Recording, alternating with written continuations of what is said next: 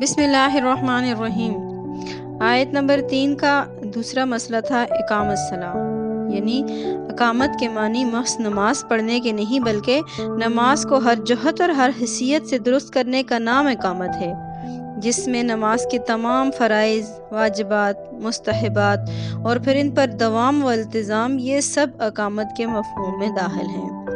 اور صحیح یہ ہے کہ اس جگہ نماز سے کوئی خاص نماز مراد نہیں بلکہ فرائض و واجبات اور نفلی نمازوں کو یہ لفظ شامل ہے۔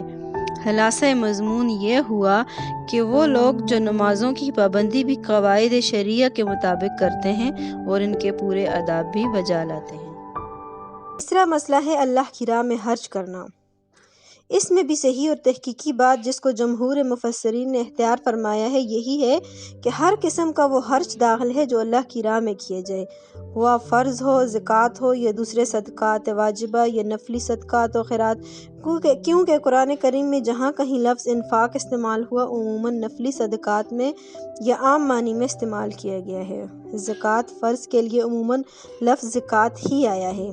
اس مختصر جملہ میں لفظ مما رزقناہم پر غور کیجئے تو ایک یہ لفظ اللہ کی راہ میں مال خرچ کرنے کا ایک اور قوی داعیہ شریف انسان کے دل میں پیدا کر دیتا ہے کہ جو کچھ مال ہمارے پاس ہے یہ سب خدا کا ہی عطا کیا ہوا ہے اور اسی کی امانت ہے۔ اگر ہم اس تمام مال کو بھی اللہ کی راہ میں اس کی رضا کے لیے خرچ کر دیں تو حق اور بجا ہے کہ اس میں بھی ہمارا کوئی احسان نہیں ہے۔